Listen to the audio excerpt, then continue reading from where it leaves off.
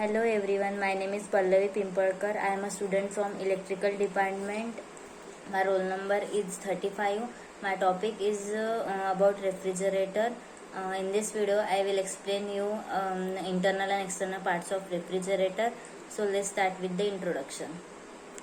A refrigerator is a commonly used appliance all over the world. It keeps your food fresh all day long. In many ways, the refrigerator works in a similar manner to how a home air conditioning unit works. The parts can be divided into two different sections, internal and external parts of the refrigerator. So we see internal parts of the refrigerator. So here we see refrigerant. The refrigerant flows through all the internal parts of the refrigerator. It is the refrigerant that carries out the cooling effect in the evaporator. It absorbs the heat from the substance to be cooled in the evaporator and throws it to the atmosphere via condenser. The refrigerant keeps on recirculating through all the internal parts of the refrigerator in cycle. Then second is compressor. The compressor is located at the back of the refrigerator and in the bottom area. The compressor sucks the refrigerant from the evaporator and discharges it at high pressure and temperature. Then next is condenser. The condenser is the thin coil of copper tubing located at the back of the refrigerator. The refrigerant from the compressor enters the condenser where it is cooled by the atmospheric air, thus losing heat absorbed by it in the evaporator and the compressor. Then next is expansive valve or the capillary.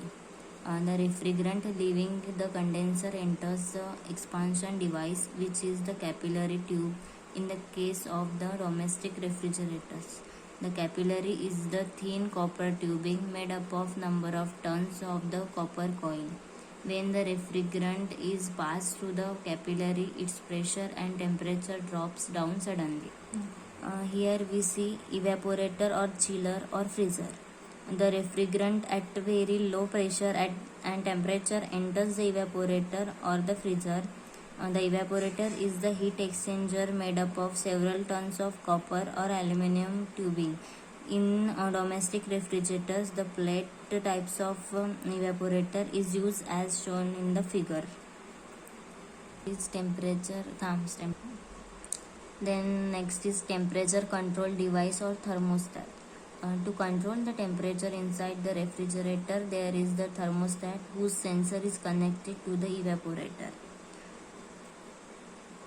Now, when the set temperature is reached inside the refrigerator, the thermostat stops the electric supply to the compressor and compressor stops when the temperature falls below certain level. It restarts the supply to the compressor.